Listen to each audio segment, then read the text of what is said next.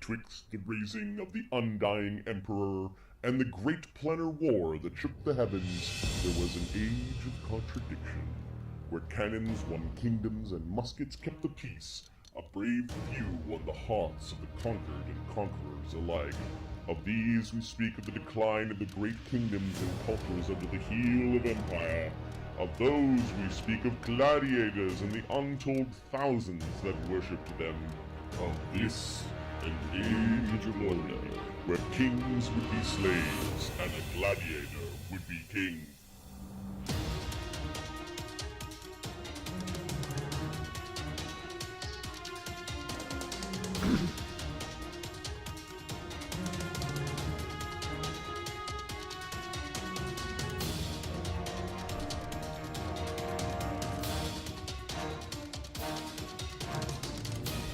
Lucas is saying all they gotta do is roll up another godlike gladiator and they're fine. Yeah, some of those gladiators, you rolled up another UG, you'd be like, oh god, we're retiring now.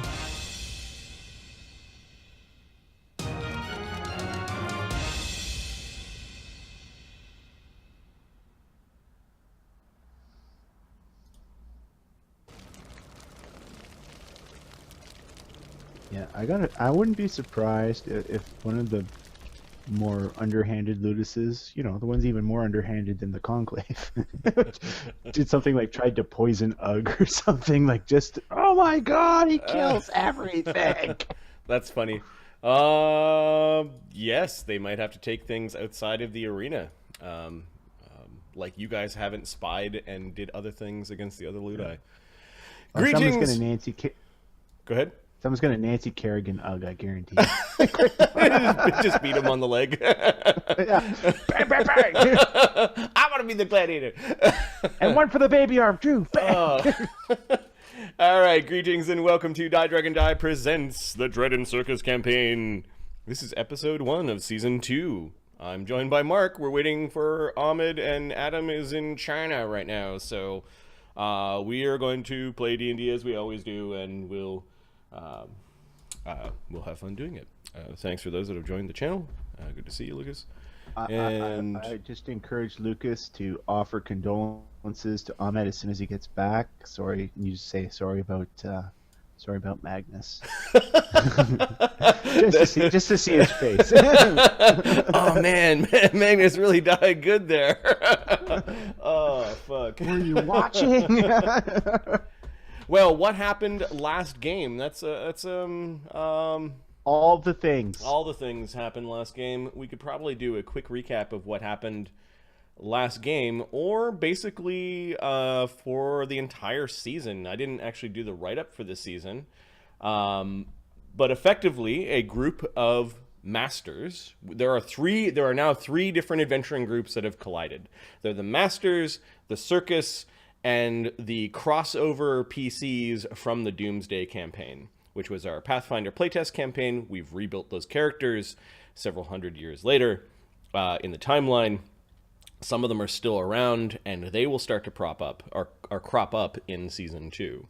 So we have these masters who were a motley crew of people that were interested in the gladiatorial games on Tarak. They're part of they were part of a gladiatorial ludus that failed, and in the failing of that ludus, they somehow managed to oust their master and or the main boss, and became their own leaders of a gladiatorial ludus. They called themselves the Conclave of the Crimson Scale, moved from the capital city, where the gladiatorial games are basically in full force, to a feeder city called Vaddapol, which is a good training ground for gladiators. It's also on the edge of the civilized part of the empire, where the empire's control is tenuous, perhaps at best. Beyond that are a bunch of vassal states that had instead of fighting the empire when they were on their massive conquest over the last 300 years, basically surrendered or are subjugated. So Vaddapol is in an interesting place where it's not as heavily patrolled by things like the Inquisitors of the Five-Faced God, imperial forces and powers that would be. So Vaddapol is a bit rough and tumble. The rules of the Empire are effectively you gain religious freedoms by participating in gladiatorial combat, and gladiators can sponsor entire villages or entire groups of people. Maybe there's some sort of tally that goes on that represents their blood sacrifice in order to keep their religions. This was done a long time ago as a way to maintain control, and both citizens and Imperials, subjects and slaves alike, have all participated in the game, some with bloodthirsty glee, others sense of doom and dread, whereas some see it as their duty for their gods and honor. So this group of masters is now in control of a gladiator ludus, which is the Latin word for a gladiator training school or a school of gladiators. And they have made their mark upon Vaddapol over the past season. The gladiatorial games are divided into 3 seasons: spring, summer, and fall. Winter is the off season, where there may be fights in particular just for the Emperor or the Imperials. There may be some of the championship matches in the winter, and then it renews again. So they have made their mark as the newcomers. They have strange sponsors as well. There is a shady figure that seems to have some political clout as well as some magical clout. His name is Vogul von Krakenstein.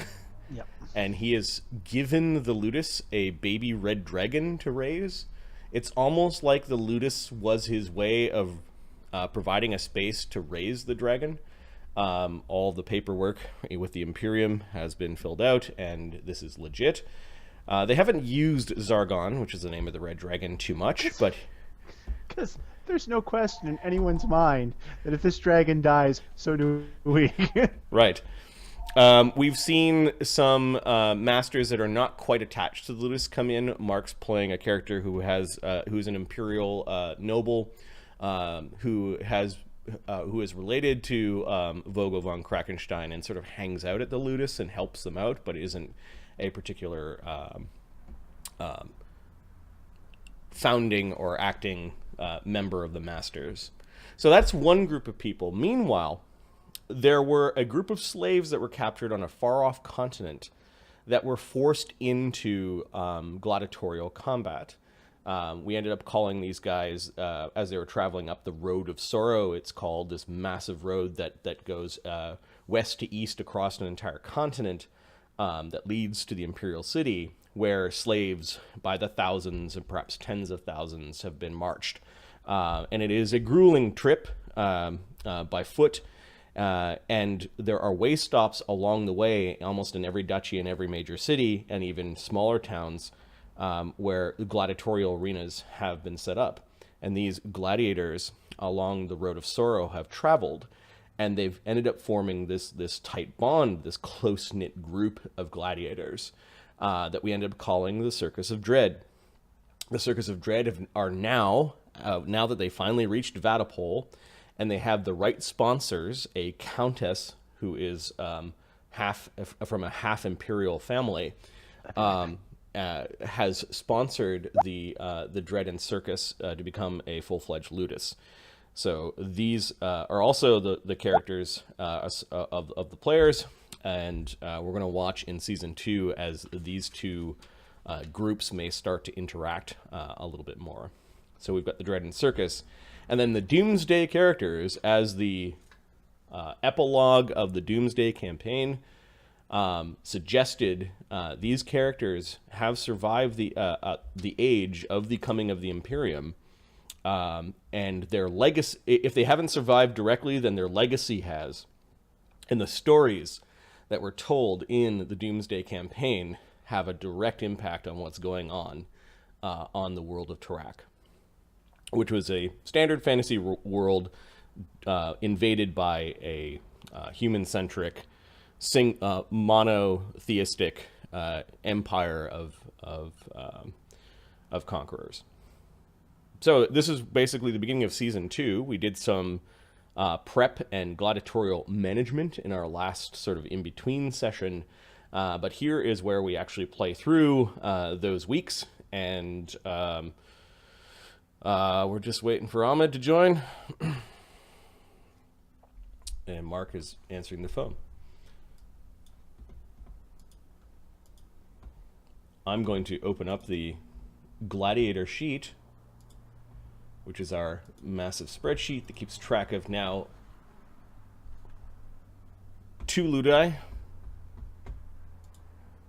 No, I don't want to give beta feedback. I'm doing stuff. Edit in browser. No, I don't want to import things. Stop asking me stupid questions. Okay. We went through a little bit of a plan of what's going to go on in each of the first 5 weeks. We did 5 weeks of planning for both the Conclave and for the Circus of Dread. And then we need to basically start going through what it is that happens and what are the seminal conversations and intrigue that go on in this time. So let's see if I can get this view shared to here. So we're basically in the first week highlighted here of the summer season. There are no fights going on. I don't see anything in red. There have been some reordering of the ludus. So basically the Conclave gladiators are Magnus the Barbarian, Sona the Bard, Fleas the Knoll gladiator, Drain the Archer, Brog, who they tricked into becoming part of the ludus. And they have an open slot. That's interesting. I'm going to make a note here that they need to decide who their 5th gladiator is. Open slot, question mark. Okay, cool. All right, and then we could read off what happened directly last game, which was basically a week ago for these characters, so we could do a quick recap of that.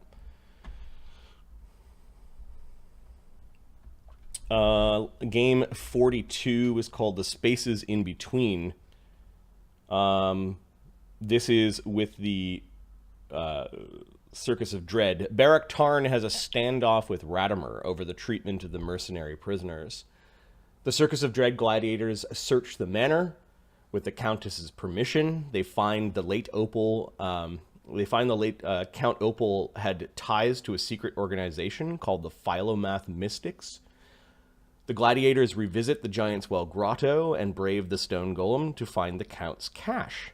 Upon returning to Manor, the Countess Opal has an offer for Ratimer and the gladiators that they cannot refuse. The Circus of Dread reaches Vaddapol just in time to witness the end of spring seasonal games.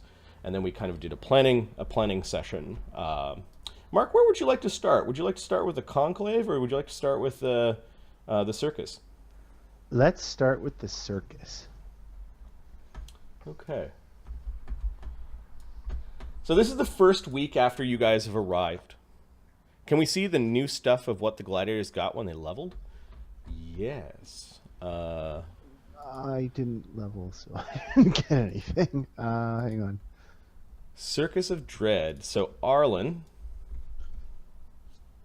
Let's see if I can get this in here. Arlen is now, so he is now the acting ludus manager of the Circus of Dread. He's played by Ahmed. He is now a 7th level sorcerer, solar bloodline, 7th level Gestalt cleric. At his 7th level, what did he pick? He took Trailblazing Channel. I have no idea what that is. No idea. Once per day, when you channel positive energy, you can cause healed creatures to be unimpeded by difficult terrain for a number of minutes equal to your charisma modifier. That's pretty good. That's pretty neat. And improved initiative at his bloodline. That's fucking awesome for adventuring. That's not bad at all. Minutes per level, and his charisma modifier is pretty good, if I remember. Not being impeded by difficult terrain is really useful when you're in a wheelchair, I imagine. He'd be pretty concerned about that, I guess. Yeah, his domains are sun and travel, so that's effectively what his choices were there. Ugg is a... Beast. Ugg is now a Rogue 2, Brawler Strangler 4, Ogrekin 1, Barbarian 6 Gestalt. What were his choices for his leveling up? I think he now has Sleeper Hold. Is that a feat? No, it's a power for Strangler. So this is at... let me get this a little bit. Oh, I'm looking at the rage power. Guarded life. Yeah. Why is this not getting bigger? I'm saying 100%. Oh, yeah. Okay, it's the natural thing you get as a Strangler. A Strangler, yeah. Yeah.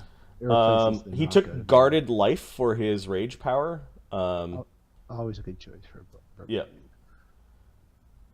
If he gets dropped below 0 hit points, he could transfer it to non-lethal. Yeah.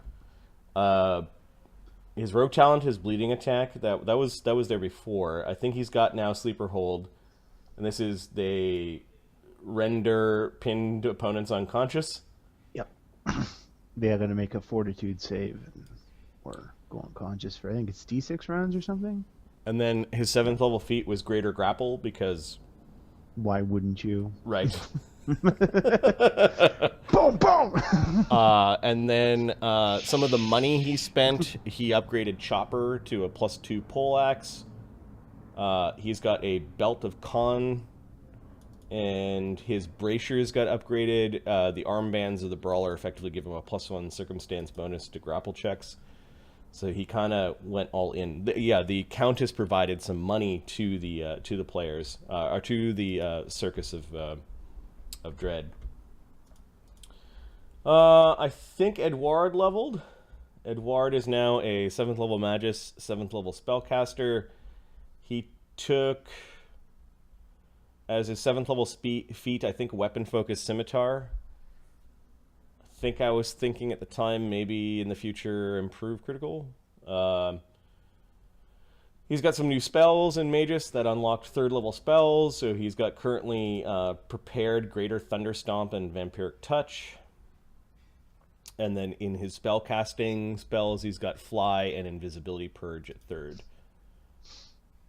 He spent his money on a shiny new set of Mithril Breastplate, increasing his Scimitar to +2, and upgrading, I think, his Cloak to Cloak Protection +2. Roger, I think, leveled. If not, we'll just take a look at Roger. Roger's fucking fierce, man. The divine Roger's going to be a beast. He's going to be right up there with Ugg. It's going to be the Ugg and Roger show. This Ranger, Divine Marksman 7, Fighter 7. His stats are awesome. His I still have to decide his Hunter's Bond. It's one thing I haven't decided what he's going to get yet. I always thought he was going to get a dog or something, but then it was going to be a horse, and then he gave the horse away to a lady. Oh, he took Snapshot, which means he threatens squares around him and provokes AOs. With that Dex, I think one of the next feats he needs is combat reflexes. Yeah, probably. Yeah, that'll be his next feat. With his money, he bought a 2nd heavy crossbow, because what do you do with the guy with the bow who's kicking your ass? You sunder it. So his 2nd heavy crossbow is called Contingency. And then he spent all of his money on Roger's Glorious Armor, which is a suit of mithril full plate. Like, he basically dumped all of his cash into that. Beric Tarn leveled. He's now level 5, or at least... no, he's close to leveling. Well, we might as well look through him. He got some stuff anyway. He got some Sorcerer Gestalt. At some point, he'll take the 2nd level of Half Dragon. Let's see, what does he have that's interesting, that has changed? His last feat was Dragon Ferocity, which builds on the dragon style. He does double strength bonus on the first attack in a round and 1.5 strength bonus on the next ones. Which means he punches pretty hard. Like, this build is sneaking up in power. I remember Barktarn started off as like a second level warrior and kind of turned into this. And his spells at second level are resist energy, mirror image, and see invisibility. Mortenzie, I don't think leveled to 7, but we might as well look to see what his last choices were. He did not. Level 6 Madman / Barbarian Rogue. Is that what it is? It's a Blood Rager Rogue. Right. So you took Brutal Throw, which is our 3.5 feet that we let into the game, where you use your strength mod to hit and damage for throwing weapons. And toughness, I guess that was a Blood Rager bloodline feat? Yeah. Cool. And what did you spend your money on? He spent his money on, I think he upgraded the ring of protection. He upgraded his hammer to +2. Upgraded his hammer and his resistance item, the robes. Cool. Wilbur hasn't leveled because Adam is delinquent. He should be level 6. Sam should be level 6, and he hasn't leveled because Adam, I guess, doesn't want to play anymore or something. I don't know. He's in China, and I don't know if he can have access to this. Here are the starting stats for the 3 dwarves. There's the strong one, who's a male dwarf brawler 3. Here there's the wise one, who's a male dwarf brawler 2, and the quick one, the male dwarf brawler 2. This is young Groomy, Yukog, and I forget their names. I don't remember. Yeah. Starts with a Y. Yagog, Young Groomy, and Yukog. The grapple squad coming in. Yeah, exactly. So we've sort of walked through all of the gladiators that are part of the Circus of Dread, and this is where Mark wants to start. Oh, Undwin. Undwin's now 3rd level. He's slowly picking up a little bit of XP as you guys are as they're adventuring along. What he took are probably really annoying things to run as a NPC, but he's going to become the ultimate summoner. He's got Summon Good Monster, which is his human feat, which gives him some new choices in his summon monster. First level feat was Augment Summoning, and then 3rd level was Superior Summoning. If he conjures more than one creature, he adds an additional creature. I think this is a Lemmy feat from a while back. But a 3rd level wizard following the party along. He's slowly gaining in power. Radimer made money from the Countess when he sold the entire ludus to her. Radimer is a Wizard Necromancer 3, Cleric 2, True Necromancer 3, which is a custom prestige class that effectively blends Cleric and Wizard together. And then Oracle Bones 8. What did he take as his feats? Or what does he have? His latest revelation was Bleeding Wounds, which causes bleed damage whenever you cause negative energy damage from your spells or effects. So his channels do basically bleed damage. That's gross. You can base everybody in.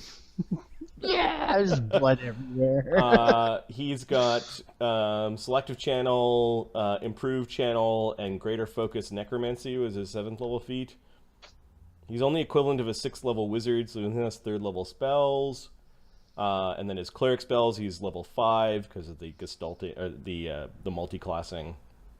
Mm-hmm. But his Oracle 8 is pretty strong.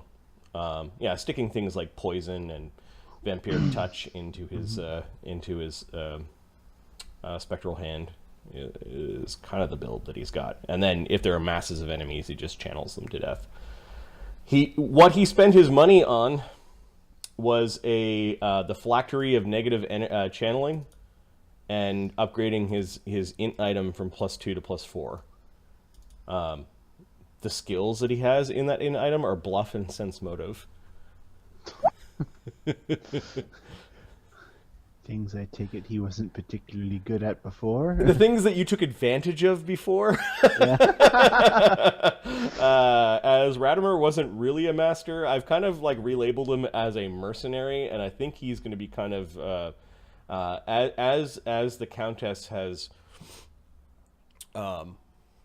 made him an offer to become the official necromancer of the Opal family. And thus having the sponsorship that he needs to join this weird organization of the Order of Fossers. So that was part of the Radimer selling out. Yeah, he sold out, basically. But he sold out to become...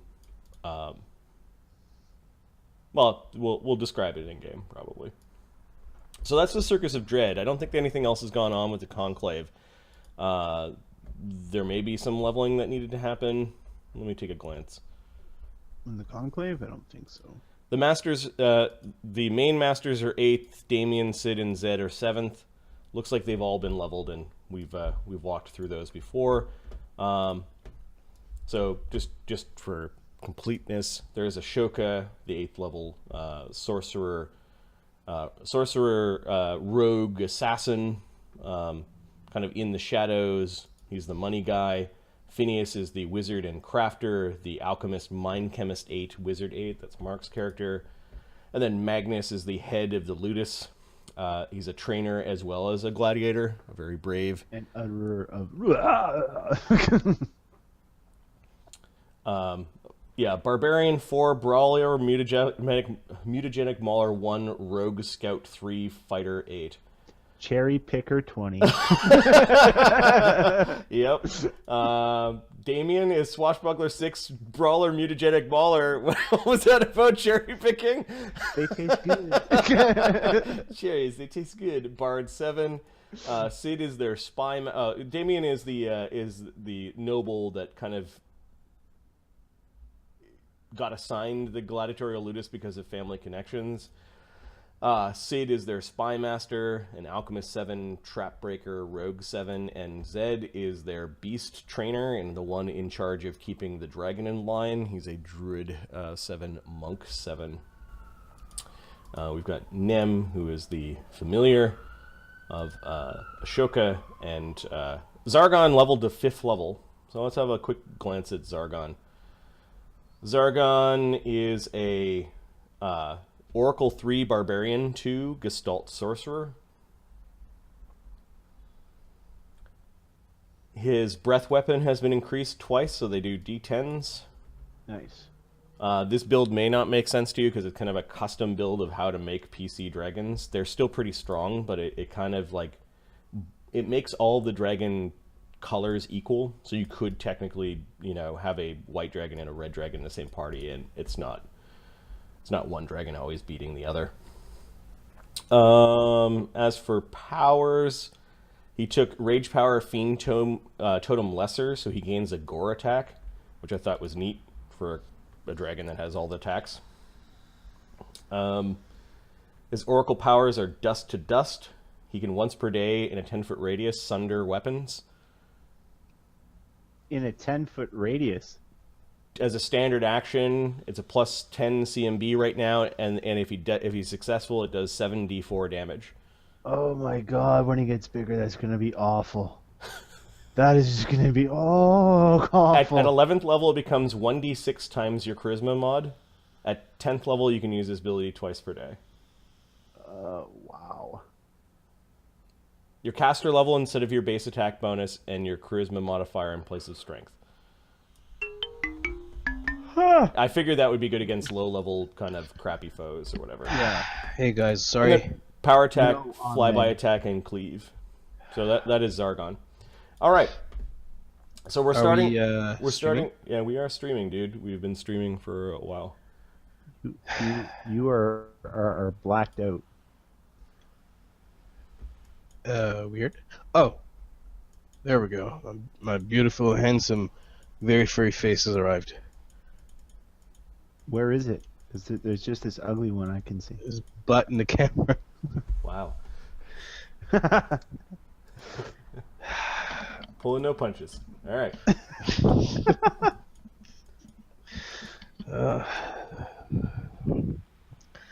Marty, I need to kill stuff today, man.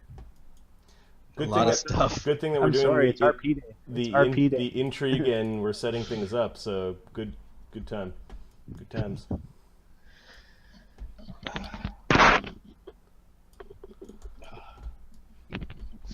Okay, I'm gonna copy and paste the ludus.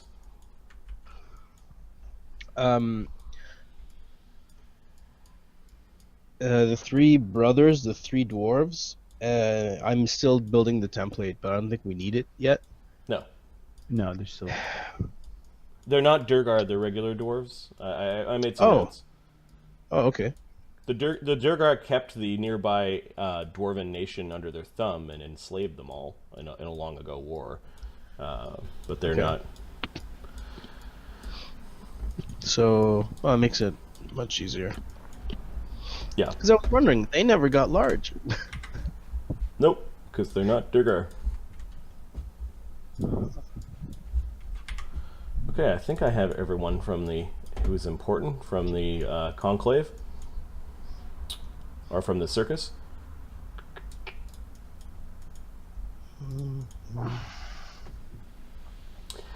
All right, so this is basically the you've just recently come to the capital. Not all your things have been bought yet. Not all the things you haven't finished all of your training yet. It's sort of in the first week or so, but you're getting settled as you're invited into Chateau de la Plume, whereas the ludus itself. Let's see, which building should they buy to make it to turn into your ludus? Oh, I'm on the wrong ludus. They should buy. Smote. I'm still loading. We've got actually they're a big ludus, aren't they? Like numbers wise. Sorry, who are you referring to? If you're facing east, this is the. All right, the Chateau de la Plume family and the Opal family also owns the Sunrise House, which overlooks the city of Vaddapol, and they move the gladiators into the Sunrise House. Oh, moving on up. All right. To the west side. Moving on up. Okay, so initially, Vaddapol? it is more of a house with a courtyard that faces the eastern part of the city, and over the next 5 weeks there will be a flurry of construction as they turn the Sunrise House into the ludus of the Circus of the Dread. It could still be called the Sunrise House. But yeah, it is something that they owned, and it looked like it had been cleared out. Like the furniture was very Spartan, and there was like a half-ass attempt to have a rack of weapons out in the courtyard where you guys can train. But you have arrived at the Sunset House. We'll say that Mortenzie has taken to pushing. Arlen around. Cause I love you. Arlen seems to be involved in all of the important things, and he gets to see stuff. I'm pretty sure that Mortenzie likes not living in a cage. Yeah, and he likes getting healed, and and the chair is Xorbinius. Mm-hmm. Well, the chair is not Xorbinius anymore. Okay. It's been a little while. Arlen tells. Okay, so we need. So Arlen tells Ugg that he needs to.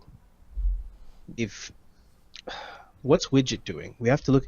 Arlen wants to know where the items are. They're with Widget, right? Yep. Widget's keeping them safe. Don't worry, boss. They're safe. He says. You know that he doesn't think of you as boss, but he's just saying it. He's saying it because, yeah. Teach him what's boss. Anytime you want to use them, I can take them out. You just roll in a cigarette. I want to put somebody to guard to stay with him all times.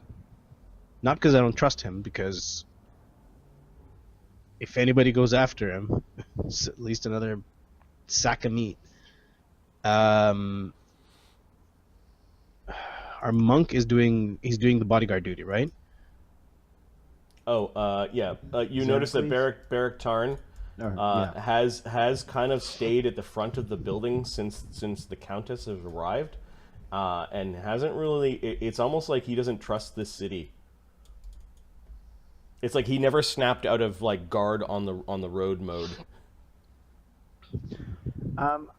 Litara and the Radimer's in that group too. All right. Okay. So their structure consists of a several story high manor house that looks like it's like beautiful detail. There's a strange tower that it's like a really large tower. There are many floors. It is stone and wood, and at the top, it looks like there's this gigantic opening for like birds to go in, but the opening is really big. Like, what kind of birds did they expect? Or maybe it's just the style, but there are some very large openings in the Eerie Tower. You're not given keys to the place, so you don't seem to go. There doesn't seem to be a lot of traffic in and out of the Eerie Tower, but it's definitely something that dominates the square. Barrack Tarn, you could just see him patrolling around. Are there any bird droppings around the tower? Yes. Are there any big bird droppings around the tower? No, you see that there are some birds that go in and out of the tower, but there's nothing overly large or further suspicious about the building. It just doesn't look like it's used very much. Of course, you've only been here for about a day or so. Barrack Tarn spends that first couple of days just patrolling around and getting used to what the neighborhood is, and all of you have very Spartan quarters at the Sunrise House. Radimer has claimed some quarters of his own in the Sunrise House.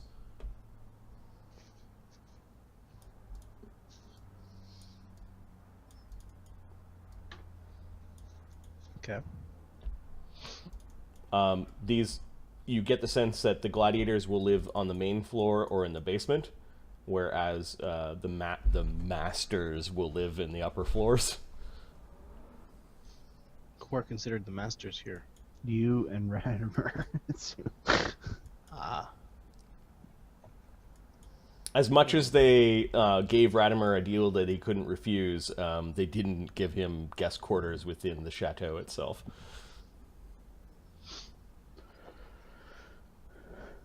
We've got room at the Conclave. Just sign here. You were basically told that your champion and that you should stop by the house later, as you've got some paperwork and they want to introduce you to some people. Mortenzie had this brief moment where he was kind of like shooing Ugg away as Ugg was going to push the wheelchair, but Mortenzie just wanted to be around. Mortenzie threatened to bite his testicles. Behave yourself, is what he says. Ugg cracks a knuckle. No. Mortenzie is always good. He just snorts. He lets. If you want to help by pushing Arlen around, he's not gonna fight you on that.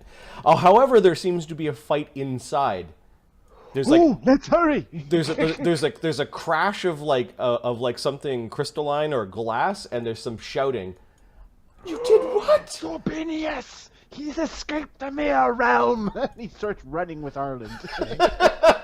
All right, you reach So the front. what did we hear? Because Arlen's you heard going in battle already. Something glass crashed inside the manor, and you can hear an irate woman. You did what?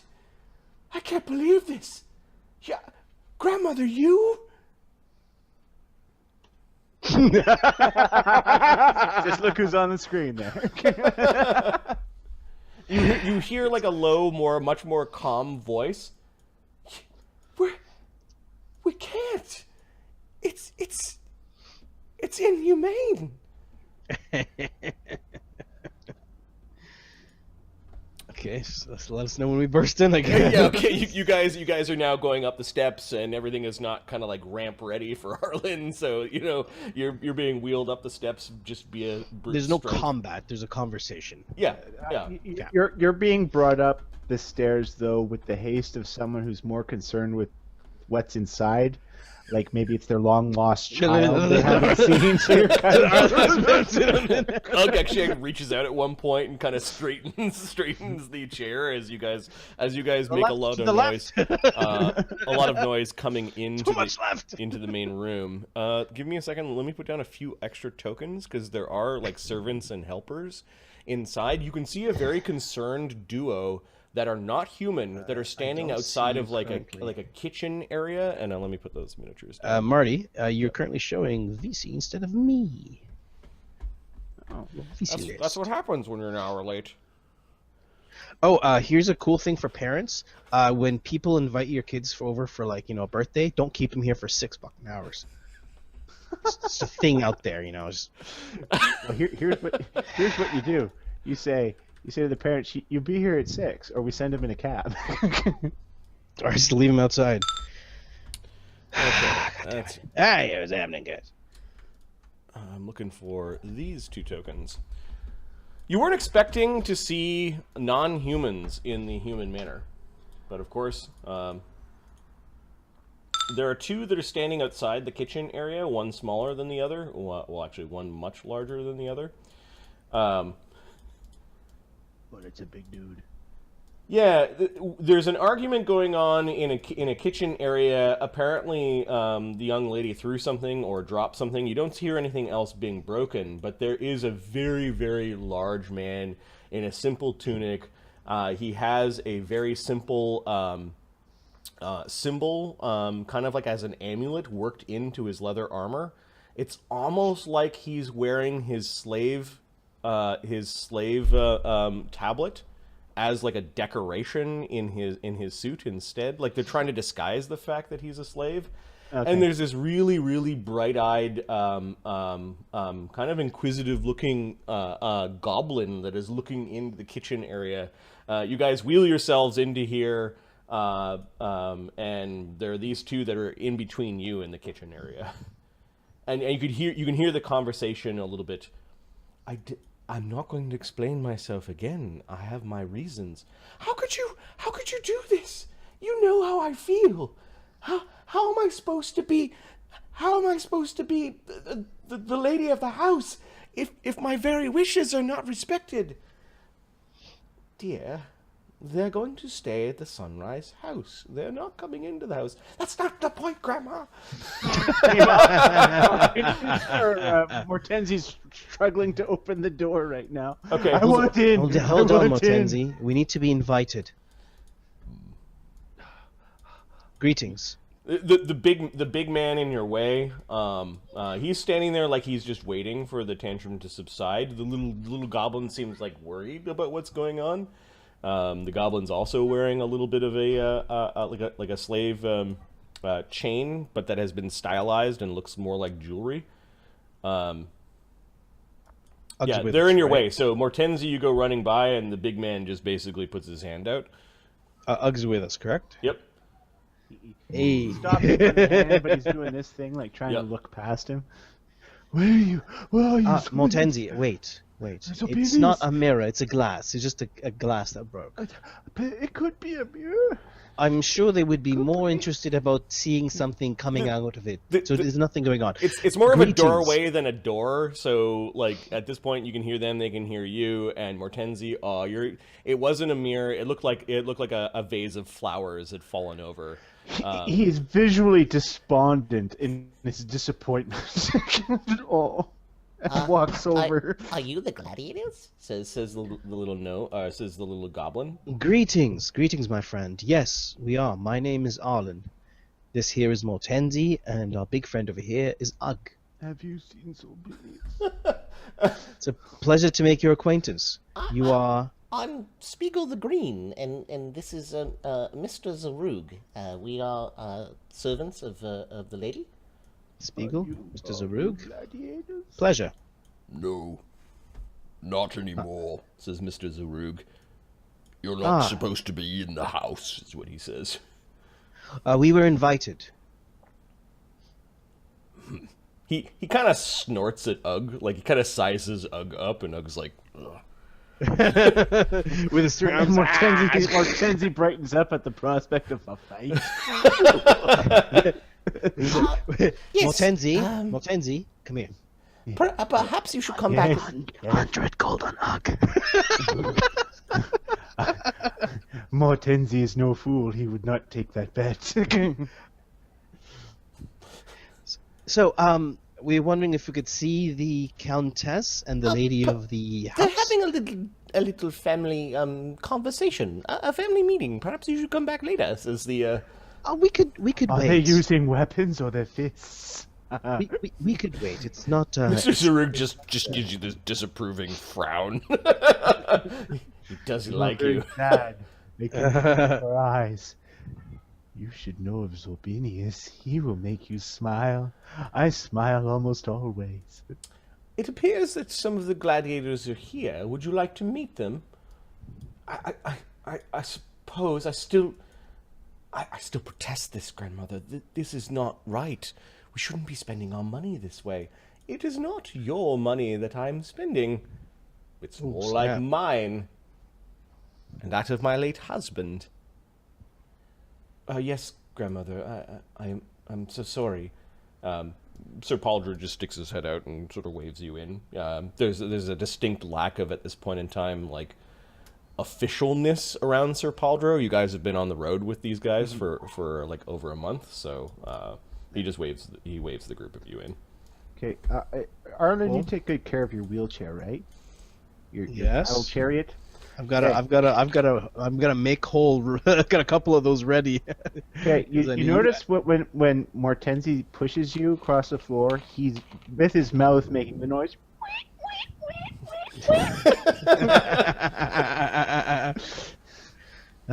It's how the cats know you're coming, so you don't run across their tails. Lady Bellevena like Perfect. looks at Ugg. Her eyes go wide for a moment, and then there's this sort of like, "Oh, I'm sorry," and the pity across her face grows as she sees Arlen and Mortenzie making a fool of himself. He's entering into this nice tiled kitchen area. There's a kind of like an island where there are a bunch of flowers and vases. One of them is broken on the floor. There are servants that you could feel that are kind of keeping back through servant entrances, like they haven't come into the room to quite clean yet, as maybe they're afraid of the Countess, or maybe just don't want to be in the middle of this family spat. Right. Arlen, Ugg, Mortenzie, she says, like she would speak to a child. Mortenzie curtsies. Might I introduce you to my granddaughter, Lady Bellevena de la Plume? Does Thank- anyone ever thank call you. you Xorbinius? My name is Arlen. This is Mortenzie and Ugg. We are more than happy to make your presence here. We thank you for inviting us and giving us the opportunity to continue living. Oh, do you hear that? You spared them? Well, yes, in a manner I've spared them certain fates. Their last master was a bit cruel. No, he is very cruel and a liar. If I may, Terrible necromancer. She I'm so sorry, she says to Ugg, and then she shakes Arlen's hand. Did this? And she kneels down in front of you. She's an incredibly attractive woman. She's holding onto your hand. It hurts right here. Did this happen in the civic arenas? No. Please do not look at as this. My condition happened from the fates that, well, brought us to here. It was wild animals that attacked our caravan, and by pure chance and friendship that we stuck together and survived. And thank the gods that the Countess was in our future. We As she said, she basically changed our lives. We're live thanks to her. Then you're not a gladiator. For a moment, I thought the cruelness of the Empire knew He no bounds. slowly puts a hand up. He's like, we are contracted under the Countess. We're only able to be contracted under the Countess as We gladiators. put him in a bag on Ugg's back and make him fight that way. Her jaw drops just in total shock. She is appalled at that notion. It's like, please, Her please. eyes actually start to water a little bit, and you're wondering, like, is this an act? No, it is not an act. Could you take Mortenzie for a walk outside? Please. Doug's just shrugs. He doesn't. Mortenzie? Thank you. You're Please. welcome. Please. Is he all right? He's asking of Arlen about Mortenzie because the mad look on Mortenzie's face. Mortenzie's a very excited individual. He believes in something he calls Xorbinius, which is a figment of his imagination, but he continues to He is believe in it. real. He is real. He's in the he's- mirror realm. I will find him. He will There- not do there's you some or anyone glances. around here any harm. He is very effective in combat. Never forget, it is your right to worship as you will. Do not let the Imperium take that from you. Arlen sees the broken vase on the ground. Yep. His wheels over and does make hole on it. Okay. There's a vase sort of rolling around. Some of the flowers are spilled. He leans, pulls up. Yeah. If there's anything that you need us to look at, we can definitely put our skills and services to you for you. You're some sort of wizard. We have many skills. I'm not a wizard. I'm a cleric, and I do dabble with other arts. Many of my friends in this city and under the Imperium, they call us gladiators. But my friends, we all have different skills, and we get by using them. Yes, you must follow an elven god. Well, I'm a disciple of the masked oracle. You should meet him. I would. I do not follow an elven god. I follow a different one. He's a rainbow lizard. This. But he's not Xorbinius. I see, she says. Is a force that fights the darkness. She glances back to her grandmother, and her grandmother's just sort of, she's nipping at some pie, like some finger pies that are out on the table, eating just little nibbles and half a prune, and she's just sitting there listening. We I do apologize, but we did overhear the conversation that you and the Countess were having, and I just wanted to reassure you that we are grateful to the Countess for buying our contracts and helping us. So you're going to free them then? I don't think I'm going to be able to free an entire ludus, dear. Well, why not? You could be the example of change, grandmother. If I may, I do not think it would be in our best interest at the current time for this to happen. It is hopefully something that we can strive for, and I hope the Countess would consider it. But there is much work that we want to do for the Countess, and it is best served by us remaining as we are for now. And we are more than happy to do so. We are not under any obligation other than our own to do that. What work are you going to have them do in the arena except for bleed and possibly die? Oh, She's turned to her grandmother again. Perhaps we could speak of this again when you've calmed down, dear. There are more of you outside? If you would like, I can introduce you to my friends. I can introduce you to my followers. I am a prophet, you know. Watch Worry not, we will not intrude. This will be You the have first many and last years to do time that this. we will step foot in your home. I see this in your future. Worry not, we this will be the first and last time we intrude on you in your home. We will remain in the outside house. Yes, we can do this. If you can just please bring your mirrors to the we do not sunrise house. we do not wish to cause any disturbance for you. She doesn't quite hear Mortenzie's request. Like there's lots for her to to absorb at this point in time. Give me a D4. If you roll a 1, there's a mirror currently in this room. All right. 4. No mirror. Okay. So yeah, there's no mirrors in sight within this within the kitchen. There is some shiny silverware that you can see your reflection in, but I don't know if that's Not the mirror realm. That's the shiny realm. okay. Sure, Mortenzie is mad. different. I get it. What's her charisma, by the way? She's very attractive, extremely attractive. Just saying, Arlen's a 20. I'm just saying that. I would very much. I will get the servants to come out and bring food and wine to numb your pain. No need. We do not want to intrude. We can provide for ourselves. No Yes. intrusion.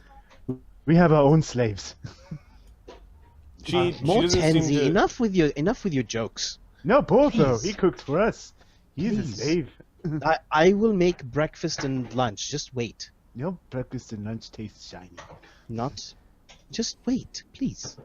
These poor men, grandmother. They've been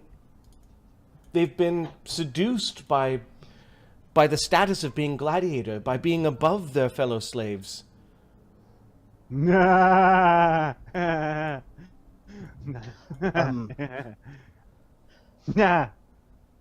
Sorry. So They my want lady, they want to be gladiators. She looks like horrified. my lady, in must most believe gladiatorial the fights, the losers are killed or dead. Taken. We have been able to, where we can, free, and not free, but bring some of the companions, some of the enemies to join us, and spare them death. It is not the best situation, but it's the best that we can do with what we have. She looks like this is a lot of information to process. Please take your time to absorb this, and we will. You can summon us at any time. She looks like she's gonna cry and runs out of the room. Yeah. You must forgive Can my... I roll like something diplomacy maybe? with Sure, her, to or- see how much she feels sorry for you. Yeah. Do you want her to feel sorry for you? Do I want her to feel sorry for me? Yeah. I don't really care. Sure. Well, no, not really. I want her to not give the Countess a hard time. How do I do that? Intimidate check. Intimidate check. There you go. We're just getting started, Kenny. 38. Not Okay. 20. Yeah, you're like, you've convinced her that you guys want to do what the Countess is making you do. Yes. So she's completely at odds with that, and she ran away crying.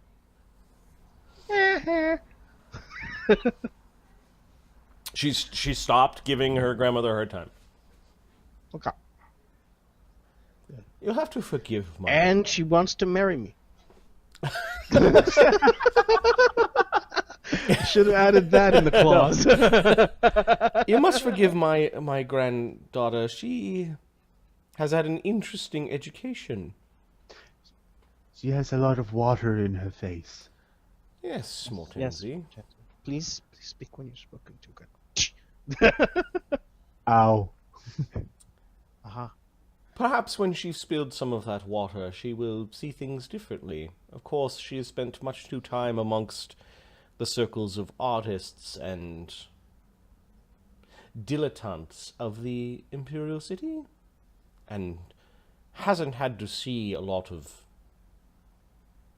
grim realities. That's a blessing and a curse, to be honest. Let's just say her mother and I, well, we've had our disagreements.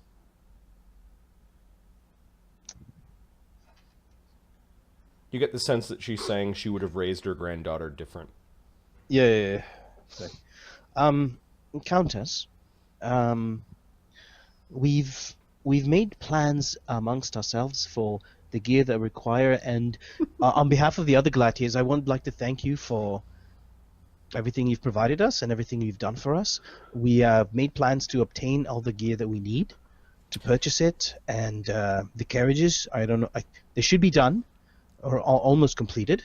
Now, this is the first week. There is a flurry of merchants and craftsmen that she arranged, not you guys, that you guys are helping out with. You guys are currently being trained at this point in time. Look at all the T's beside your names for the next 5 weeks. Yeah. She's like, We planned. Yes, you have met with a lot of these people and finished planning things out. She nods. You will have to meet the commissioner at some point. Yes. I believe Sir Paldro has made an appointment to visit the commissioner on the 4th week of spring, or 4th week of summer. Sorry. She didn't have to look at papers. Sir Paldro did glance down at something, and then he gives you a nod. Sir Paldro? In the meantime,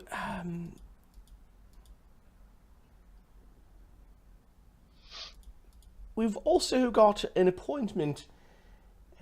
I will have to get back to you as to particularly when, but I will want some of you, and she glances to Arlen, to accompany me to see Tacitus about you-know-what.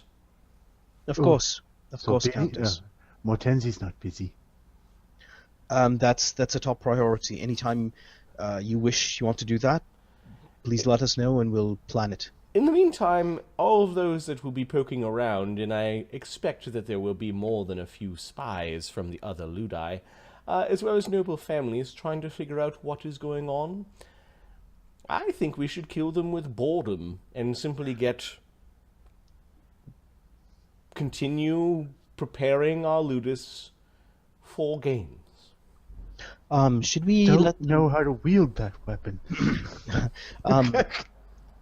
Sorry, Mortenzie, I'm very familiar with it. Well, of course, you get stuck in one place all the time. Yes, it's quite annoying. Countess, who is to know that we are going to be at traveling ludi? The papers. Would you like this to be a last minute notification? Because if I'm going to meet with the commissioner, I believe I need to plan that out with them or inform them of it. 4 weeks. Yes, we'll meet with the commissioner in the 4th week. The paperwork would have suggested that we are traveling ludus. Of course, they would have also known that your past bouts in the civic arenas will lead to your automatic placement as gladiators in this particular league. I'm sure the commissioner will have particulars that he'll wish to share with you. In the meantime, you must declare who your gladiators are. I believe that there is a hierarchy of these things. He nods. She glances to Sir Paldro. Oh, yes, they have spot for 5. The rest will be Tempe. Oh, yes, they have spot for 5. Mortenzie is suddenly mimicking Paldro. Stop it. Spot for 5. That's what you guys get to cheat and skip ranks. Yay, cheating. Have we heard about the request from the Duke?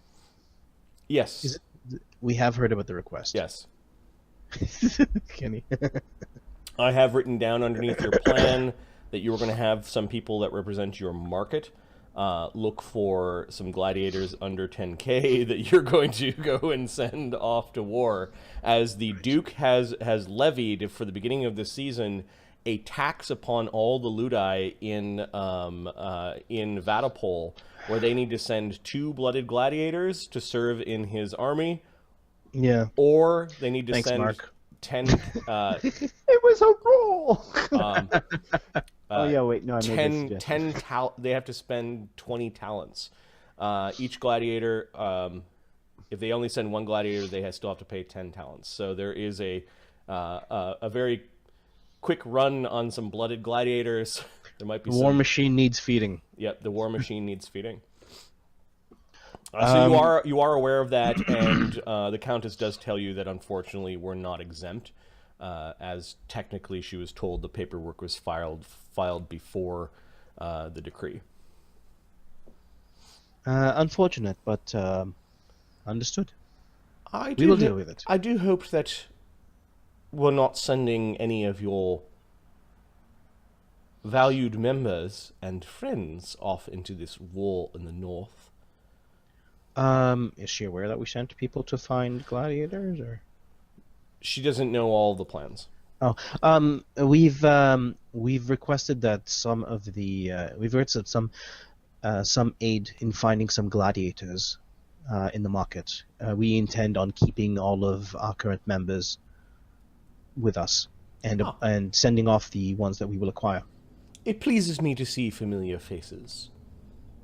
Yes. Mortenzie smiles, then looks at Sir Pauldro, who's probably not smiling, and removes his smile. Yeah, he's just looking down at Mortenzie. He's not too sure what to make of you. You're pretty sure that he's got one hand near his sword hilt on purpose. Mortenzie doesn't have a sword, but he puts a hand back by where a sword hilt would be. So Pauldro looks annoyed and kind of looks away. Marlon gives him like a I'm sorry look. Like it's the last time I bring him here. If there's anything else that you need, let Sir Pauldro know. Of course. I expect you to be available on the 4th week of summer. That's the week we're going to go see the... You, Widget, and a suitable complement of bodyguard. And she kind of glances to both Bug and Mortenzie. She's not saying them, but it, somebody to guard the treasures as you're moving them around. I've already spoken to Widget. He says that he will keep the items secure. There are others that will remain secure here in the manor. Yes, I've spoken with him as well. I wanted to inform you that Barakton is going to be... Oh, sorry, one sec, Mortenzie. Barakton is going to be acting as security, extra security. If you wish for him to meet with your house guards, perhaps you can work with them. Yes, I've seen the Dragon Man prowling around. Yes. He can speak to the house guards if he wants. And she just nods to Sir Pauldro, and he scribbles something down. Mortenzie immediately looks like he's writing on his hand. Also, one last request. He's watching you as he's scribbling, goes back to scribbling, and just sees if like he's now playing with you a little bit, like he paused. Maybe. Mortenzie pauses and actually looks in the same direction, like he's looking at the back wall. All right, at that point, Sir Pauldro has put his pen away. And one last request. Imagine it went away. If you would allow me, would you allow me to use some of my skills to aid any of the workers or slaves or guards in the area, the house, that perhaps need some looking at, maybe the health or things like that? Arlen, do you not have enough to do as the head of this new ludus? I do. He smiles. We'll keep it in mind. If we are in emergency need of healing, I'm sure that you will come rushing this way. In the meantime, we will make lists. And he looks at Sir Pauldro like, that's what you're writing. It's a list, right? Yes, they're an excellent way to keep track of what needs to be done. Yes. With your permission, we will take our leave. Oh, Oh, I did have a question, Mistress. Yes, Mortenzie. Are Go ahead. other- And she actually like moves the plate towards you and offers you like a little cupcake. He goes and he grabs it. Then he looks very serious as he eats his cupcake. She waits. He puts a hand behind his back and stands up perfectly straight and puffs out his chest. The young lady, should she know of our other activities? No. And she glances to Arlen. Is anything else, Mortenzie? One more cupcake. Okay, she doesn't serve Shall it to you, we- but she doesn't stop. She doesn't stop from. Thank you very much for your time, Countess Sepaldro. Ugh! Uggs wheeling you outside. Thank you. Grab Mortenzie. Wait, Mortenzie climbs on your lap. I will write your list. He has no pen. He's just doing this on his hand. Very good. Very good. The ogre of a man that is standing outside, and the little goblin. The goblin looks sort of like surprised as you guys are rolling out.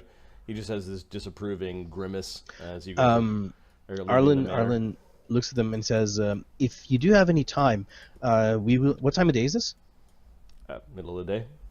Okay, so we're gonna have lunch at some point, right? Sure. If you do at any time, we will be serving lunch with the gladiators. If you wish to get to know us, I'm sure the rest of my friends would like to get to meet you as well. Please come and join us. There'll be plenty of food.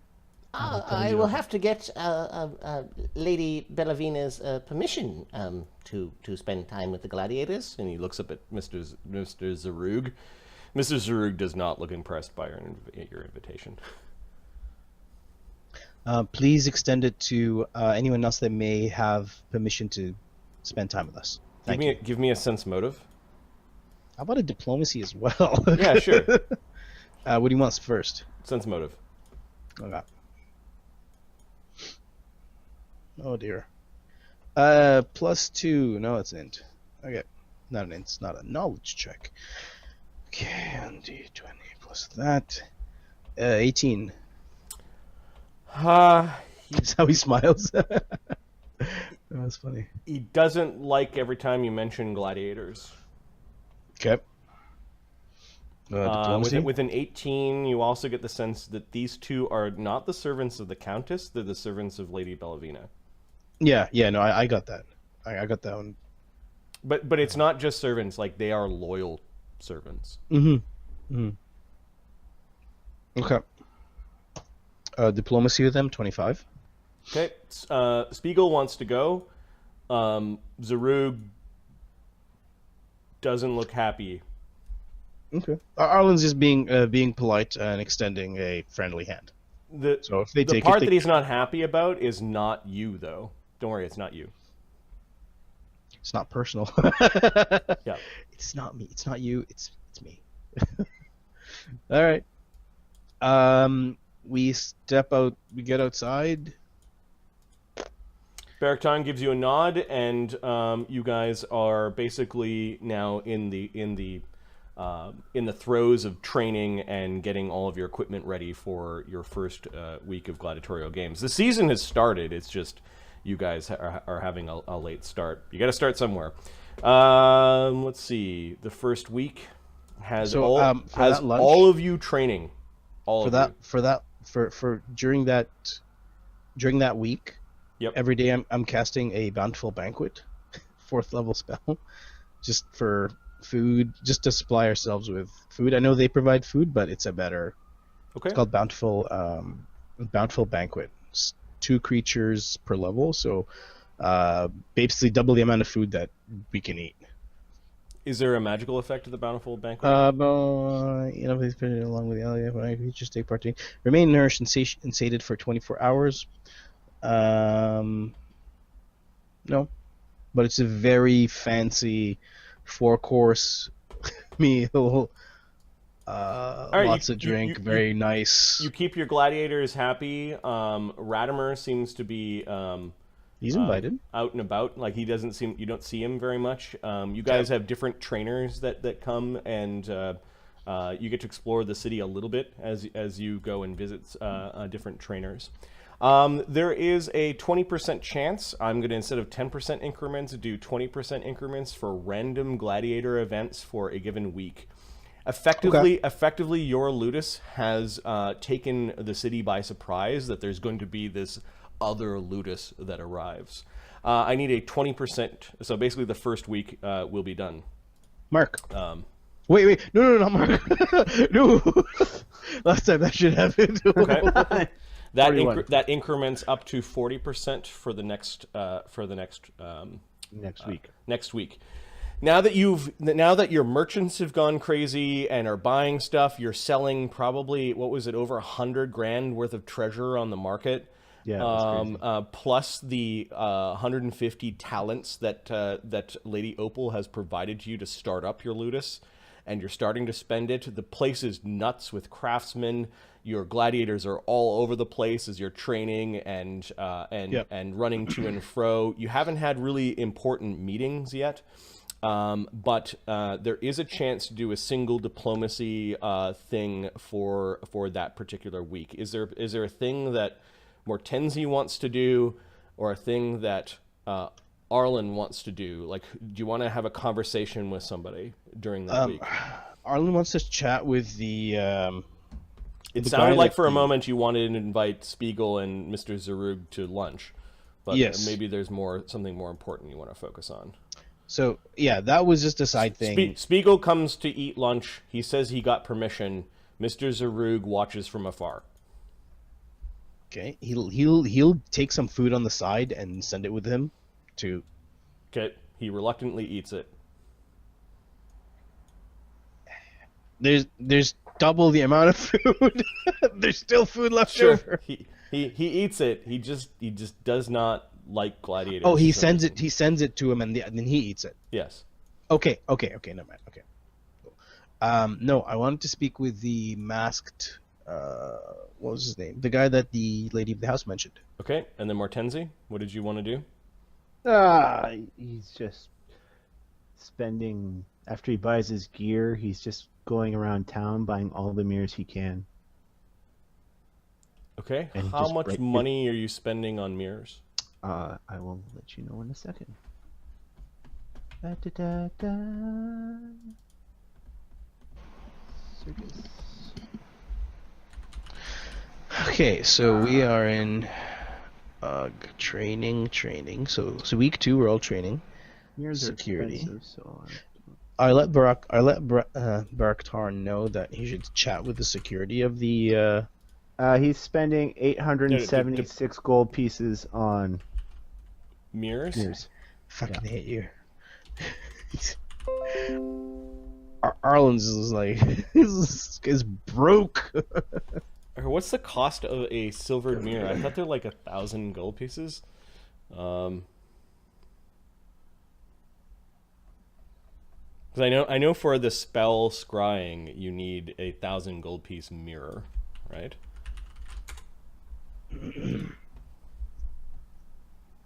A silver mirror with 1,000 gold pieces. Okay.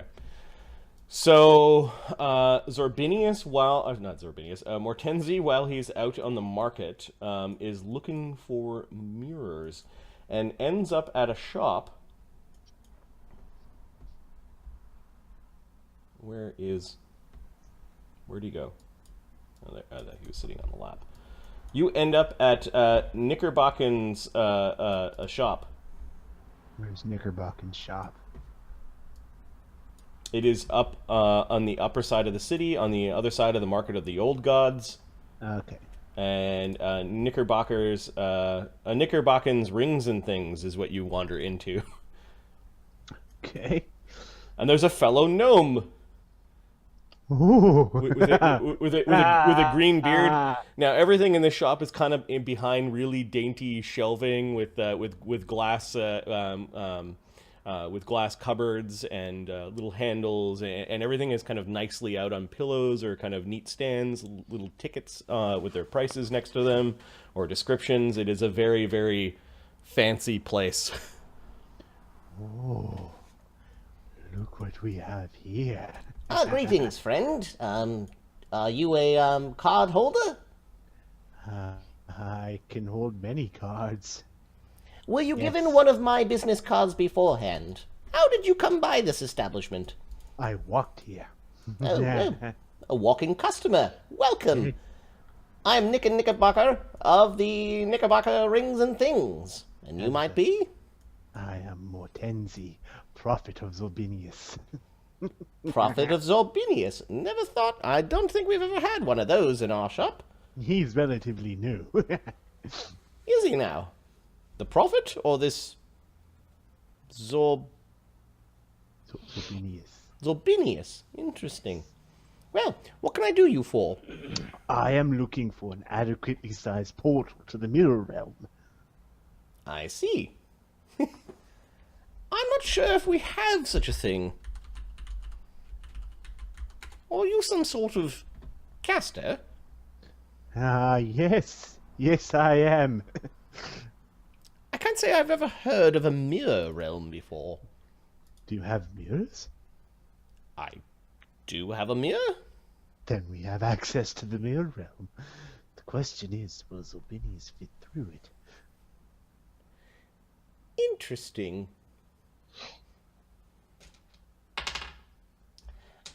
I have heard of a spell.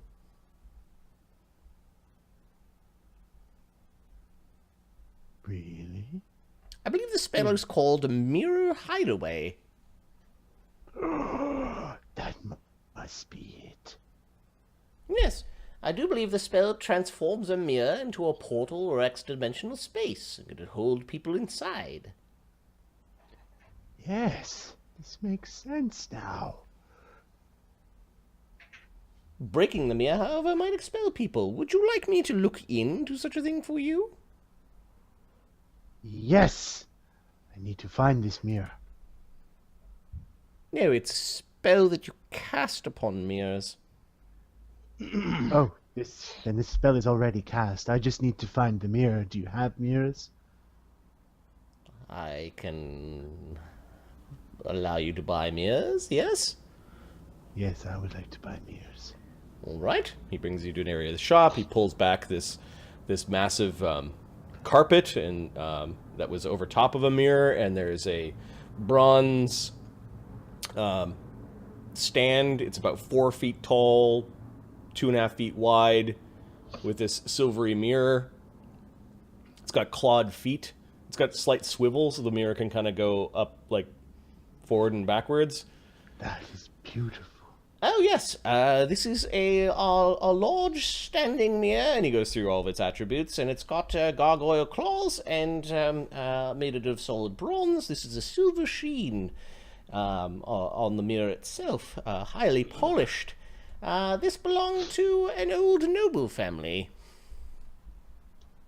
We do have certificates of ownership, and there are crafter's mark. This particular mirror, for a walk-in customer, is 3,000 golden lions. It is glorious. Ooh, It would yes. be the type of mirror Xorbinius would hide in.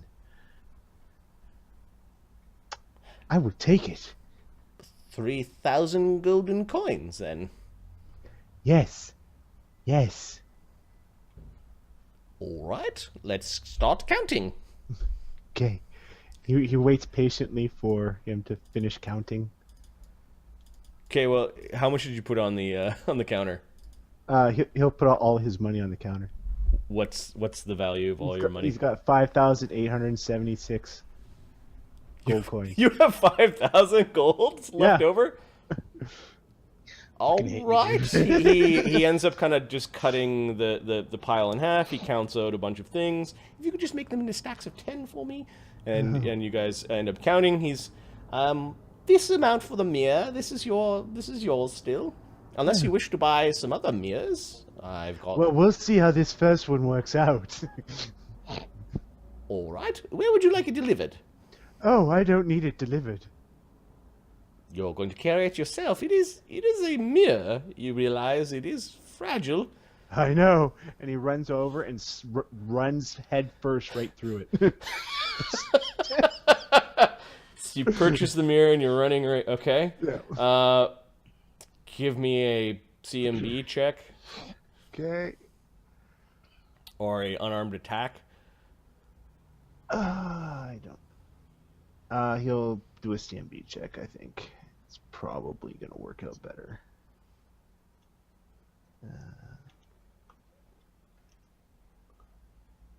CMB plus 8. He's going to rage when he does it, too. No! He's like, what are you doing? No! So that becomes plus 11. There we go.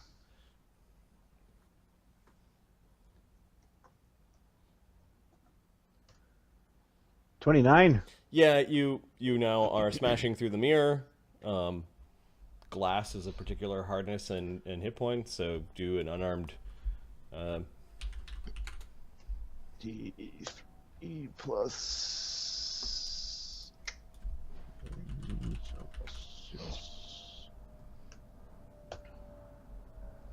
8.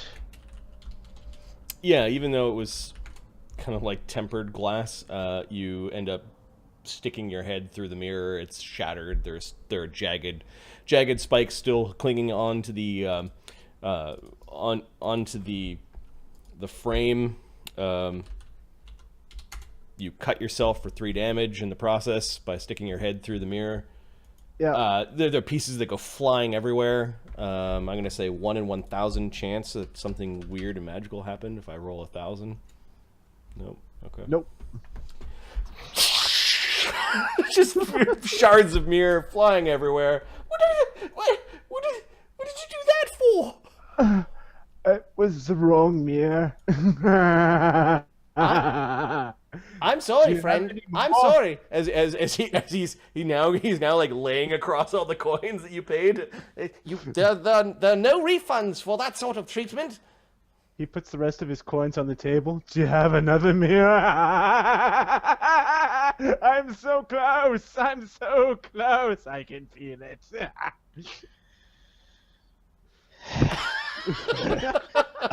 Question. I need to ask a very important question. Yeah. Did Mortenzie tell people what he was doing? No, because you guys try to stop him all the time. Sense motive on him going. So He would have said, "I'm going shopping." Ah! What are you mad? Are you mad? Are you out of your Don't mind? call me mad. Mortenzie is not mad. He is a prophet. All right. He hands over the rest of his coin. Do you have another mirror that this will purchase? I am not a thief anymore. He's looking at you. He's looking at the door. He's looking around. Give me a sense motive. 20.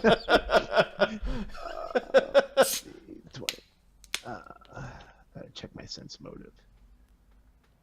I actually do have a decent bluff too, because I am a rogue. No, I don't. What am I talking about? Plus 11. There we go. Sense motive. 24. You notice that he glanced down at something kind of behind the counter, like he was trying to figure out if he could get there. Like there was a brief hostile thought or like kind of like action that crossed over his face. He looks the gnome in the eye and goes, "Go ahead." He looks down under the counter. "Strike me.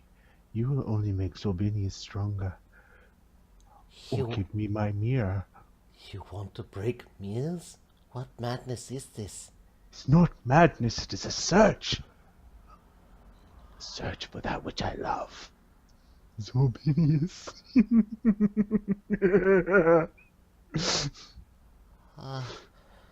He nervously goes over to a wall. I would suffer. He pulls like a piece of glass out of his face. Endless pain for Xorbinius. Please don't hurt me. It's what he says. He gives you like a silver hand mirror. This is like like a lady's sort of hand mirror. It's got a nice handle on it, a little bit of inlay of ivory along the silver handle, and there's a silvery mirror. It's about like an ostrich egg in shape. It's got a slightly rounded back. Takes it. Xorbinius must be too large. This is about 500 gold pieces. He looks at it, taps on it with his finger. This is too small for Xorbinius to fit through. But I believe he can hear me if I speak into the mirror like so. Hello, master.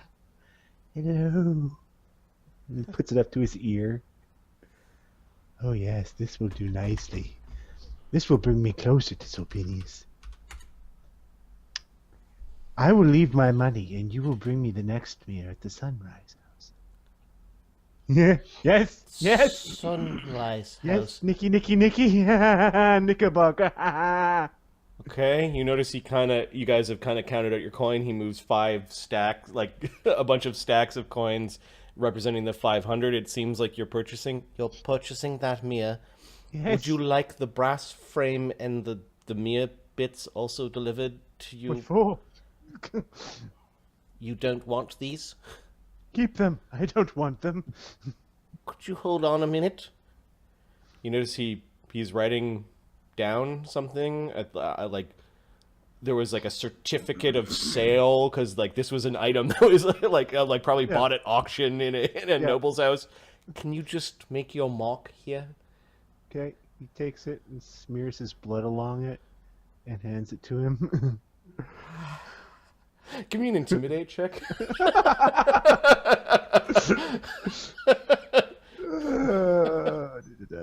You can add 4.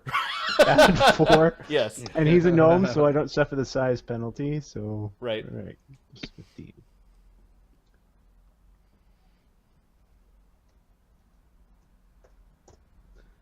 $32.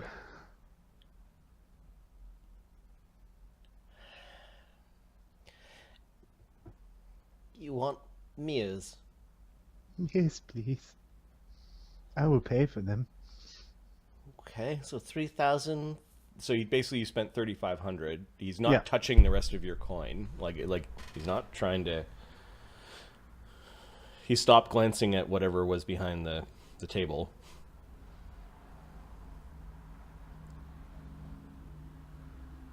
You taking the rest of your money back, or are you just leaving it there? Okay.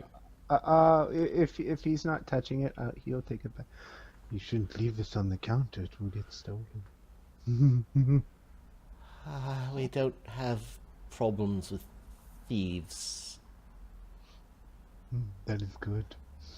No one will steal. No one will steal you from me. He's looking at the mirror, the hand mirror he just purchased. No, that is yours. It does not require a mark. You can leave. Do you have a silver chain that this will fit around? Yes. Yes, I will wear it. It will be my holy symbol.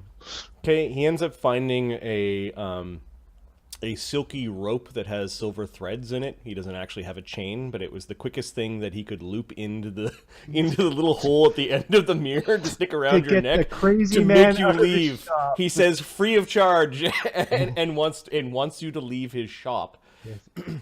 You will call me if you hear Xorbinius in one of your new mirrors, yes? Yes. Sunrise House. That is where Mortenzie is. That is where Xorbinius will dwell. Okay, you just sort of leave him standing in the doorway, dumbfounded at the experience as you. This guy's got a story for the tavern tonight. That's crazy bastard. Oh my. But yes, his hand mirror holy symbol is going on his character sheet around his neck. Excellent. Okay. Arlen, you had met with Lady Bellevena, who was interested in introducing you to a priest. Spiegel and Mr. Zarug seem to follow her in tow. They don't say much as you're walking to the to the Market of the Old Gods. This area, you have to remind me, this area has more opulent homes? Yeah, much more opulent homes. There are more stone buildings. The Market of the Old Gods is a really old market dominated by a pantheon of deities, statues, standing in a circle. You do see the masked theologians. There seem to be dark robed priests walking about. Are there any poor people here or not? There are poorer people in the Market of the Old Gods, but you don't see a lot of poor in these particular streets. You do remember when you passed through the town that there were a lot of poorer people or poor folks that lived in the northern section of town or in the lower area. A lot of nobles and rich merchants have their homes in the heights of this area, and your sunrise house has a beautiful view over over the rest of Vaddapol. That particular building is a choice piece of real estate. And it's for We're renaming gladiators. the other ludus the Conclave of Green Envy. Is what- Is anyone pushing you today, or do you have are you wheeling yourself, or? I'll wheel myself. That's Okay. fine. Yeah, the streets are Do you have cobbled. Unseen Servant, just out of curiosity? Me, no. Unseen Servant would be an interesting, Yeah, because it could push you around, really. if it could provide enough force. But yeah, that might be an interesting if it does. I can't wait for you to meet. First, I have to say you're very brave. This is Lady Bellevena speaking to Arlen. Thank you. Why am I brave, though? Well, aside from being a gladiator with your condition, you're a priest, and you go around unmasked. Yes? Many priests of the city have joined the Order of the Masked Theologians. They hide their faith so that they may combine in their numbers. The Imperium was very good at picking on one faith after another until only the desirable ones, or perhaps those that have agreed to bend knee to the five-faced god, remain. Once your culture is destroyed, you become a subject. And have nothing to turn back on. You're very brave for being a face for your religion, which I assume is Palor? It is not. Oh. Grandmother thought that you were a Palorite. My god is an old god, forgotten in this world, but alive, and very powerful,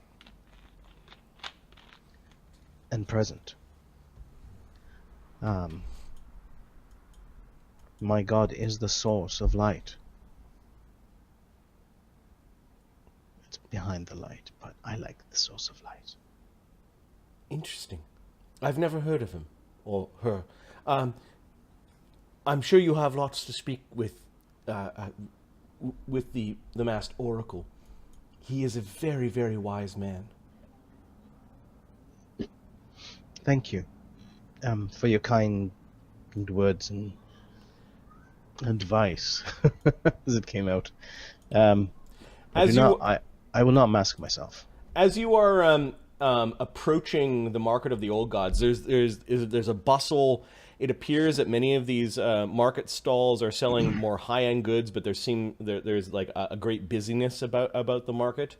Looming over this market, however, casting a shadow upon it, are the Towers of Faith, which is a military structure that had been redesigned as a massive edifice of the five-faced god. It is the main temple of the five-faced god, sort of standing above one of the busier, richest markets in Vaddapol. In the entire region, probably. Then, as you're sort of taking it in with these massive banners coming down from parapets of the towers of faith, there are Imperial Church banners, and there are special guards with wearing their golden and gleaming helms. There are steps that lead up to the towers. Not a lot of people on the steps. You're either inside or you're making yourself very small. You do see the masked priest wandering around. It's kind of an interesting way to hide their numbers. If there are a pantheon of gods and many different churches, this might be a way where all the churches could work together without being at odds with each other, as is sometimes traditionally done. You notice Mortenzie walking by. He's got shards of glass sticking out of his face, and he seems to be stroking something in his hand, whispering to it as he's walking by. What, Mortenzie? What happened? Is that your friend? Milady, if you'll excuse me, he seems to be injured with glass in his face. Mortenzie, squeak, squeak. Are you all right? Mortenzie, are you all right? What happened? Yes. I was looking for Xorbinius in one of the shops. Did you get into a fight? Oh, no. I successfully eliminated one of the options. Yeah. There will be more, though. There will be more. Where did you go? Oh, Knickerbockers. He's a very nice gnome. Very Mental polite. note, I will check on that guy after. Actually, how far is it? You're not sure. You're new to the city. Okay. Nickel? You said Knickerbockers? Knickerbockers. He's Right. he's Like, an yo, Nickers, and he pulls down his pants. Oh, I'm not wearing any. Mortenzie, go back to the ludi. Go back. Please. He looks at you, then he looks at Lady Bellevena. Yes, master. And he walks away. I apologize. Is he quite troubled? Did he get hit on the head in the arena? Is there no healing magic that can help him? There is. I'm not powerful enough to cast it yet. For the record, I'm already trying to determine what his personality is going to be like when someone casts heal on him, because that cures insanity. Nick, do you know of this? Do you know of this store? I'm actually worried about the proprietor. Knickerbocker is a upstanding merchant. He's a gnome. Is he far from here? I'm afraid Mortenzie might have done something with that glass in his face. She nods slowly. I will visit it afterwards. I do not wish to waste your time. The man could be injured. What did you do, Mortenzie?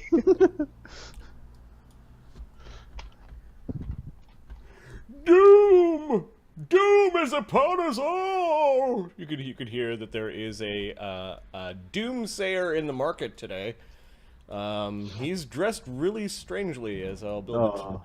As a little token. Mortenzie's sad he has to go back to the ludus. He doesn't get to listen to the doomsayer. well, you could pause for a moment. I guess he could take his time getting back to the ludus. Yep. Let me build a token for him. This should be fun. As token tool is taking its time loading. Caching overlays. Come on, just load, motherfucker. This will only take a moment. What? I just load the old version. That loads much quicker. Don't want to wait for this. All right. Ain't got time to bleed. Capture screen. Capture that dude's face, because look at that put him.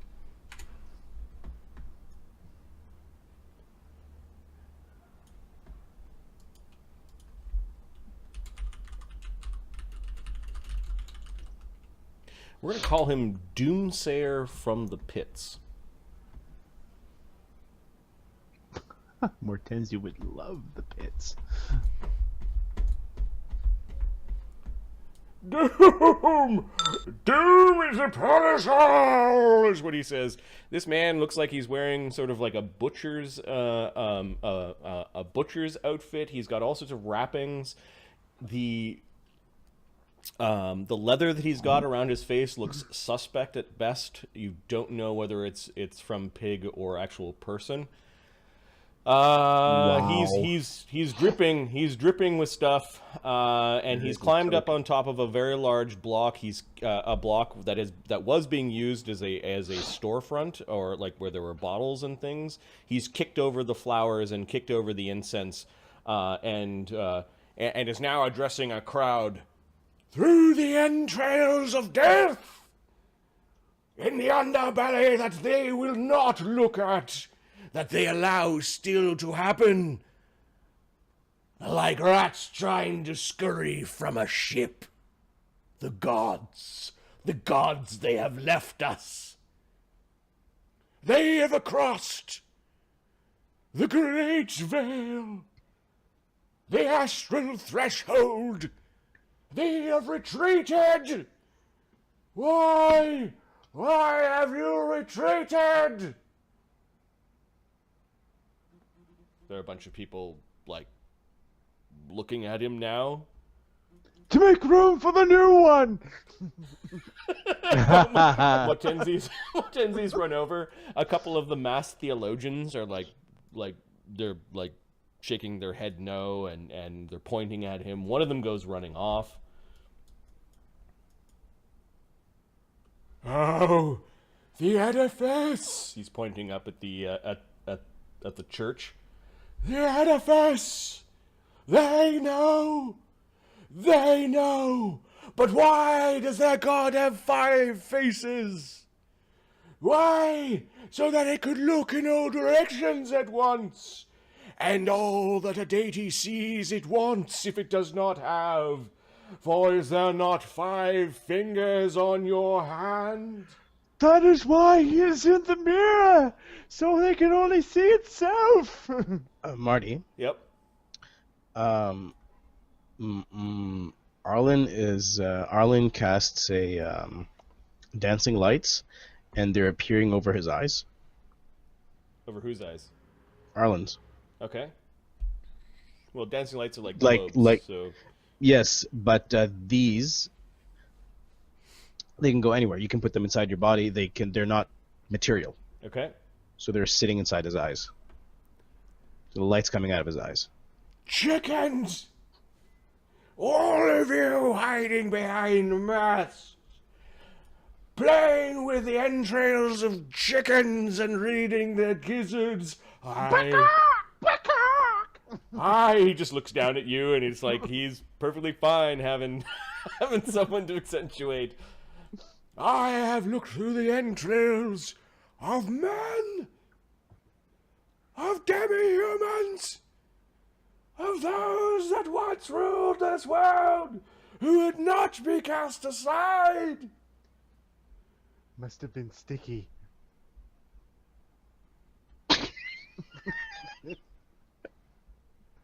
They know! They know! It's unfortunate to see one that has lost faith.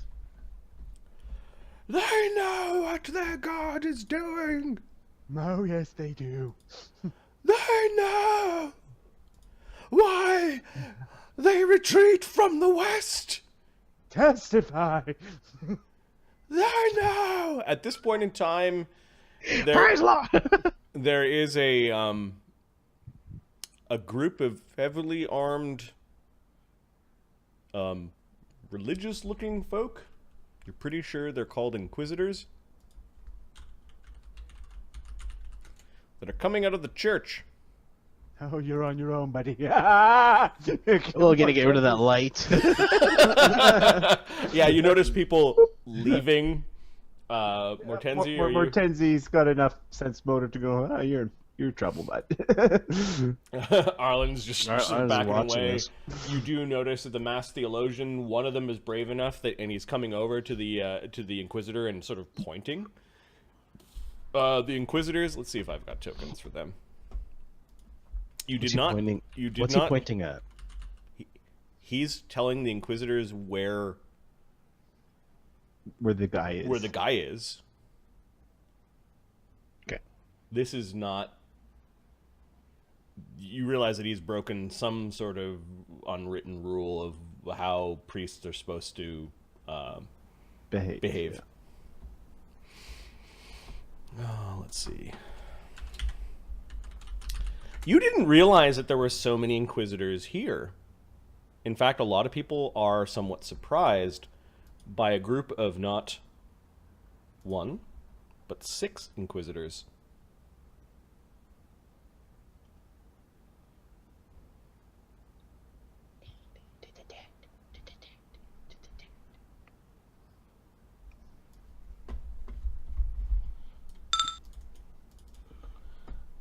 They're knights, though. They're not.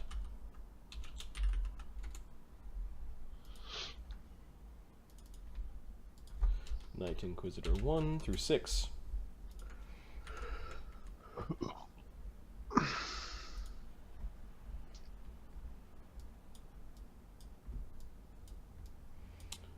Make way! Make way! And there is a priest that is amongst them.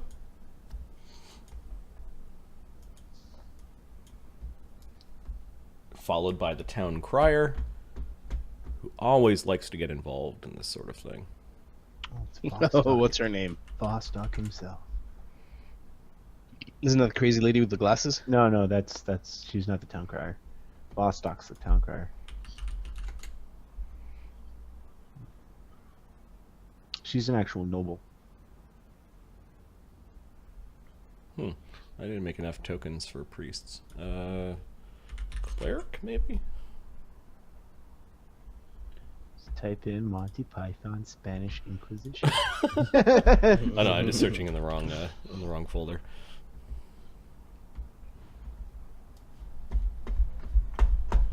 All right, I need the name for an Inquisitor. Okay. Lucius. Yeah, that's a good name. All right. You there! Stand back! And these 6 basically surround this man. Arlen wheels back. Does not want to get involved. Vostok says, Stand ready to receive your judgment, heretic! "That will be enough, Vostok. I will take it from here." You notice a flash from this man's eyes as he was looking at the doomsayer. You know, you're an agent of the 5 Faces. You are... And you notice that the Inquisitor casts a spell, like he just lowers his head. He casts a spell on one of the Inquisitors to his right. And the man steps forward in front of the doomsayer, and all of a sudden you can see the doomsayer saying things, but he's making no sound. At this point, they are stepping forward with cudgels and beating the man off of the height where he was. One of them has a net that they throw over top of him, and then they literally put a bag over his head. The bag goes down all the way probably to his waist, and they are half hauling, half dragging him with the trailing rope of the net back towards the back towards the church. Vostok remains there for a moment with one of the Inquisitors and the Inquisitor Lucius. Pay this heretic, this blasphemer, no mind. Continue on with your business. Continue on worshipping your deities for those who have paid the blood price. This man will receive his proper judgment and punishment in this life and in the after. His soul will burn.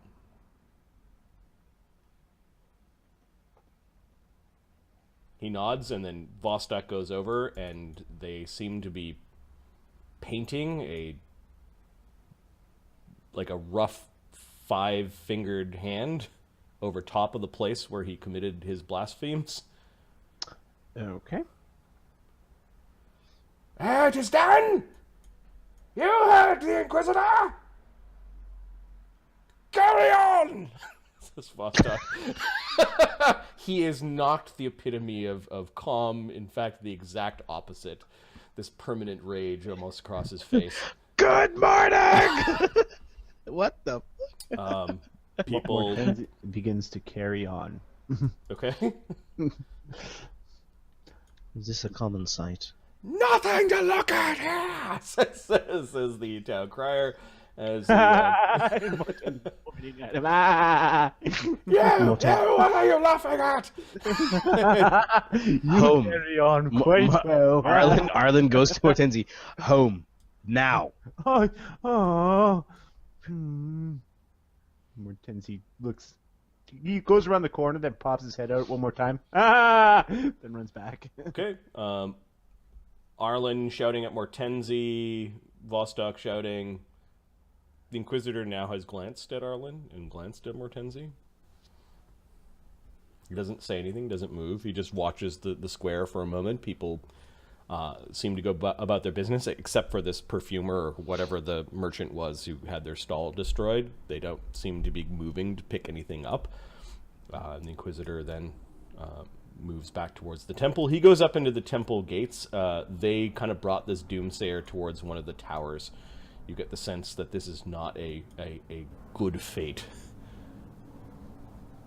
No, when someone tells you that a soul is going to burn, it's generally not a good fate at all. Somebody had their stuff destroyed? Yeah, one of the merchants on this big stone block from like an old building or something like that, they had like a bunch of bottles and perfumes and stuff that were on it, and this doomsayer hopped up onto it, kicked them all off, and then started his saying, "Well, I'm sorry. I this usually doesn't happen," says Lady Bellevena. So, the skill that I used in your manner not too long ago, is that frowned upon here? What do you mean? When I repaired your vase. You should be careful about public displays of your god's power. It's not against the rules, but if anyone complains that it is not wanted and you're using it to try to gain worshippers, then it is an offense.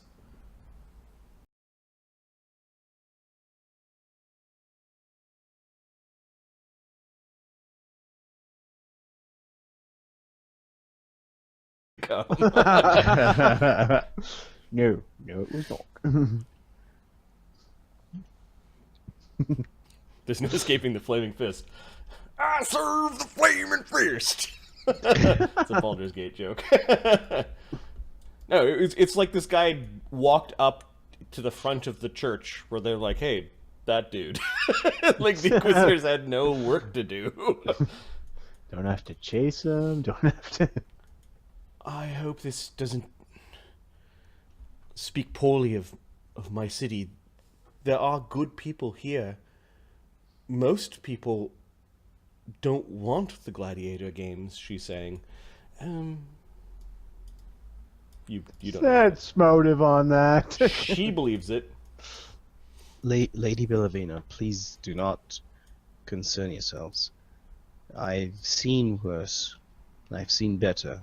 It is not an indication of anything. It is education. It's unfortunate that these things happen, but they do happen. Others, equally, oppositely good, I'm sure are taking place as we speak. We're just not witnessing them.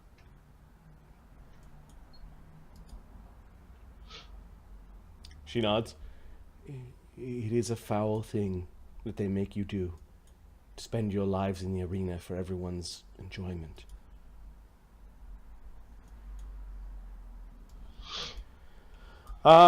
She does bring you to the Market of the Old Gods, she does request a audience with the Masked Oracle. The Masked Oracle is a busy man, and given something of great concern happened just moments ago, he might be busy, too busy to receive you. Give me a D3. 1, he is able to receive you. 3, he's not even around. 2, he's just there but busy. He's there. Okay. And he more than happy. You managed to catch him before perhaps news of this particular incident got to him.